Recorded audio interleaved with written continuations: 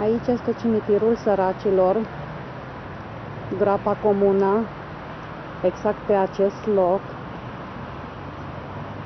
unde au fost descoperiți 17 morți. Aici, împreună cu 7 oameni, am ridicat acest mormânt creștinesc.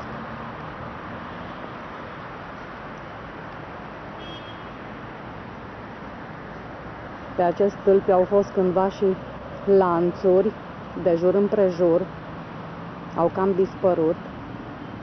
Căsuțele de lumânări au fost făcute de Tibi, pe vremea aceea încă lucra în fabrică.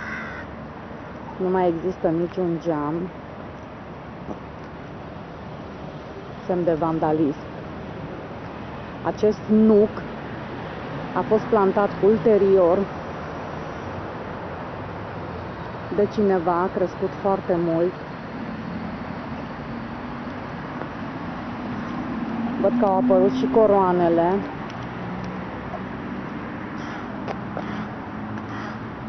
Peste câtva timp se vor depune coroane, se va face o pomană.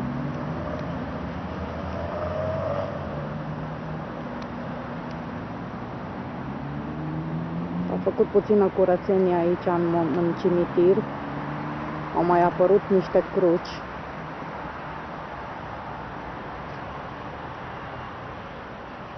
După cum se vede.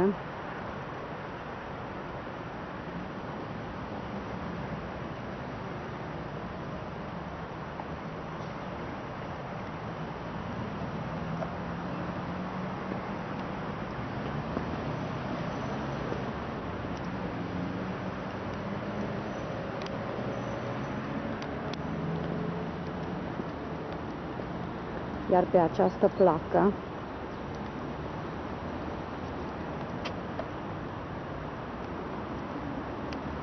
și dacă se vede,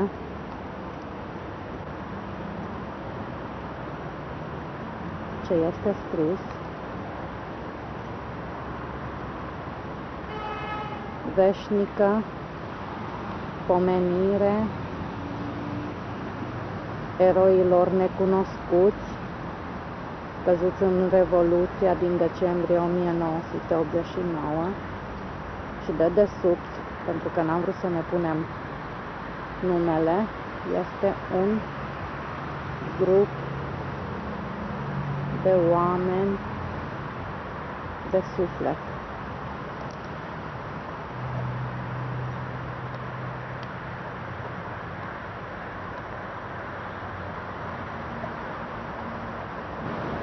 Asta este mormântul creștinesc făcut de mine cu 7 oameni. Sunt mândră de ceea ce am făcut și mă bucur că ei se pot odihni într-un mormânt creștinesc. Vino, Doamne, să vezi ce-a mai rămas din oameni.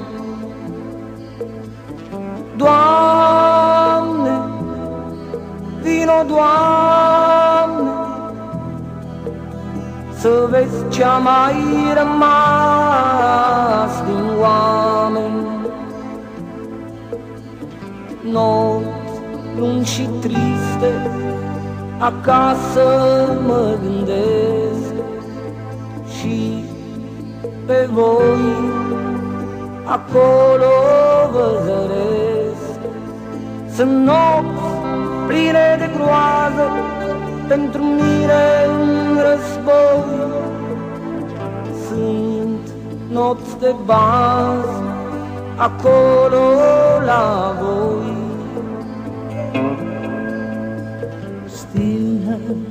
Helt stille, et kor av tause skrik.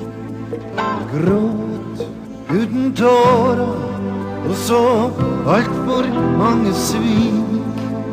Men han glemte aldri drømmen, lyden av en sang Som speiler seg i ungen sin